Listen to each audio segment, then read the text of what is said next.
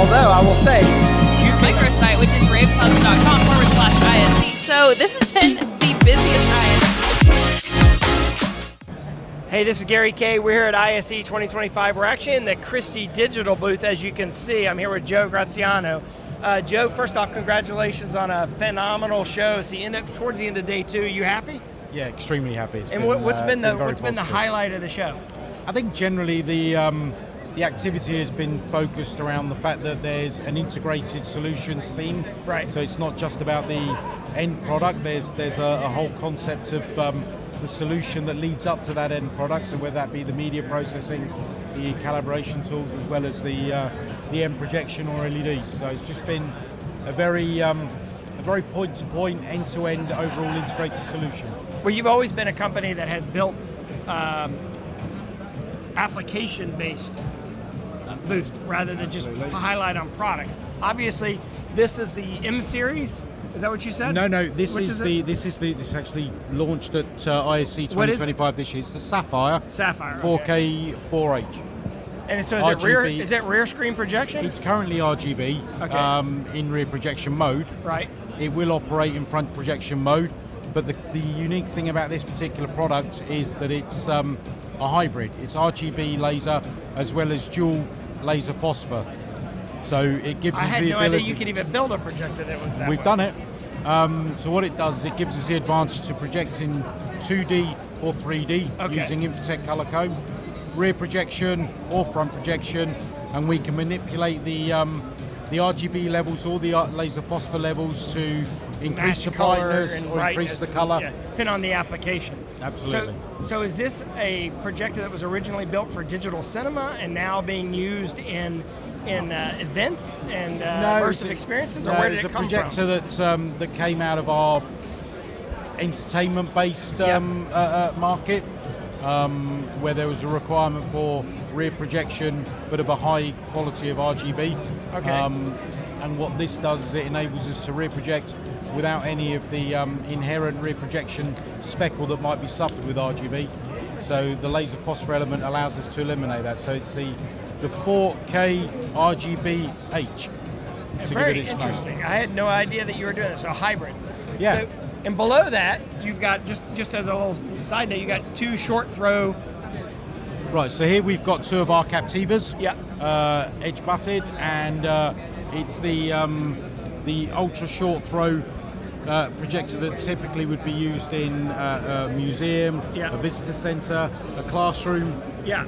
We have these in one of my classrooms at UNC actually. All right, so where are we going to go next? We're going to do a quick booth tour now. By the way, as we're talking about each one of these products, including Sapphire, if you want to learn more about Sapphire, which I just learned about, you can go to ravepubs.com/ISE, type in Christie in the video search, and of course you can go to christiedigital.com. Right. So where are we going to go next? Here? No, we're going to go over to the LED here. Microtiles, all right. So over here, Microtiles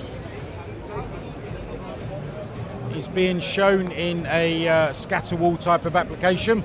And obviously what this is doing, this is the 1.25 microtile wall, but what it's doing is, as you can see, we've obviously missed out areas of the wall on purpose to give this kind of creative effect, but the tiles themselves are still perfectly uniform, still perfectly aligned, color calibrated in the way that microtile obviously has been designed to operate. Very cool, and obviously in this case you're using 3 of the tiles here, 3 of the modules. Yes, three here, 3 here, 3 here. And is this being driven by what? What media platform? It's being driven by the Optroller, which is the microtile processor, inherent processor. And so and that allows you to build a canvas in any shape or platform. We can build a canvas in any shape. We can concave it as well. But it allows us to do that calibration. It allows us to do the auto alignment. It's very, very cool. So you're showing sort of an application and creativity with LCD or with LED rather than just a rectangle. Correct. Yeah. Okay, good. Well, so if we now make our way over to the brake ejectors. Where to? No, over here. Here? So here we've got 3 of our new single chip 4K 2100s. Okay. They're 21,000 lumen single chip projector. You go on in, Emma. So what's the what are the options here in resolution and brightness? So this is the JS series, just been launched.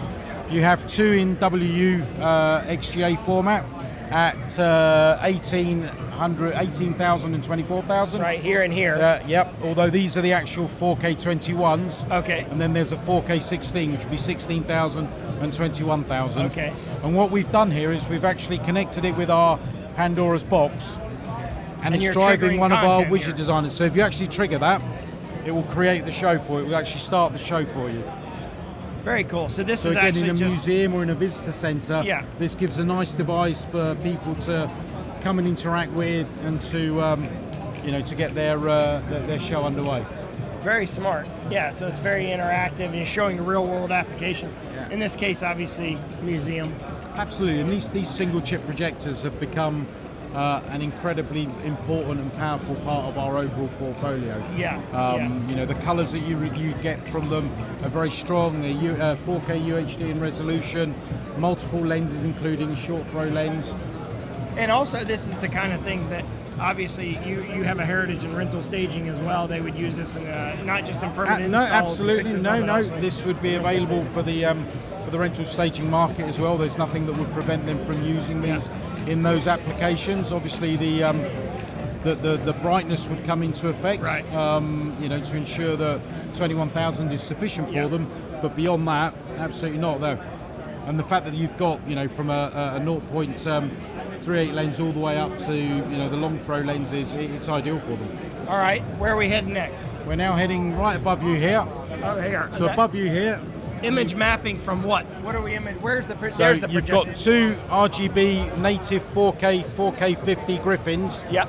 So they're delivering 50,000 lumens of Rec 2020 color space. So basically 100,000 lumens if you add the two together, right? Give or If you take. stack them, if you Give could or- get 100,000 Yeah, lumens. I out mean, of it. The it's, two 50,000 lumens projectors, native 4K, Native chip, 4K. 3-chip DLP. 3-chip DLP using our Pandora's box Yep. to drive that content and map that content. But this has also had the Mystique element included. Yeah. So we did the auto mapping and Yeah. auto line through the Mystique. And that gives it a feeling, it's hard to see this on our You can- camera, you but can it's a see- feeling yeah. of 3 dimensions. Well, it is. It's a 3-dimensional Yeah. image up there. There's multiple layers and multiple facets to it, and you can see it now when the image is off. Yeah. So it's actually quite a complicated structure, to be fair. But Yeah, that's something. This is a good example of why projection technology will never go away. I Because you agree. can't do that with any other display I agree. technology, no matter what you do. projection mapping is still very popular. Oh, and is yeah. on the up. I mean, everybody's doing shows, towns, city. I mean, there's so many projection mapping shows that are driving retail experiences, immersive experiences. Absolutely. I was actually on a panel earlier on this morning about outer limits of projection. Projection mapping was the focus. So Yeah. no, it's very much on the up. Yeah, obviously. Okay, and below that you've got your command center. Below for the that, booth, we've right? got the command center for the booth. So we've got the Pandora's box here, Yep. which is driving all of the booth. You can see these little 3 hex images here, which are being projected onto From the projector above. by a couple of RGS series there. And then over here, you've got this moving hex as well, which is This being is tracked interesting as because it moves around. because the content is tracking the movement Correct. of the hexagon. Correct. Yeah. And that's all being done through the Pandora's box. Right. And where is the projector for that? That's here. So That's you're this projecting it projector at here. basically 70-degree angle approximately on a moving target. Right. That's pretty incredible. So this is the content's being driven by who? What Pandora's product? box. Pandora's box. Okay. Yeah. And then right above my colleague's head here, we've got the Hedra display control, which Yeah. is the secure control So room for video wall processor. command and control walls. Yeah. And that's is that TA compliant as well? Yeah, it would be. Okay, good. Yeah. All right. And then where And we if we head come next? around this side of the booth, we'll do this bit now because it's We'll let relatively her go in quiet. there. Yeah. Let's let Emma go in there. So this is sort of like, you probably don't need the light. Yeah, this is a good example of immersive, using display technology to immerse you in an environment. Absolutely. So what you've got in here, you've got a series of our Up in the Inspire ceiling. projectors, which are delivering 9,500 lumens Yeah. in WXGA resolution. You've also got motion tracking cameras and then the LiDAR laser detecting as well. So it's capturing the individual as they walk in. it's enabling them to use this as a touch screen. Yeah, your feet are, you solution. can not only touch the wall, but your feet are actually interacting with the content because you have cameras in the ceiling. Tracking you and picking you up as Tracking you you go. and picking you up, In and fact, then if you also look the wall. behind you, you can see the heat map that we're creating as we go. And as you touch that wall, you can see where your touch point is on Yeah. the right-hand side of the screen. Yeah, here, over here would be a better place to be to see that. Yeah, that's impressive. So basically you have your tracking cameras here, and you have the projectors projecting, how many projectors is this? One, two, three, six projectors to fill an entirely enclosed space. Oh, absolutely. Yeah, and it's all interactive. That's very Yes. creative. Well Yes, done. We're doing this with our colleagues here at Augmenta. Augmenta, you're with Augmenta? Yeah, exactly. What is your name? Claire. And tell us what Augmenta does. Augmenta is a tracking technology, which is basically can make anything interactive. So walls, floor, tables. We have 20 types of sensors, 2D lidars for the walls, 3D cameras. For the floor tracking, that gets also our body shapes. So you can say hi to yourself and your body shapes will be there also. And yeah, you can make anything. So basically it's a plug and play solution.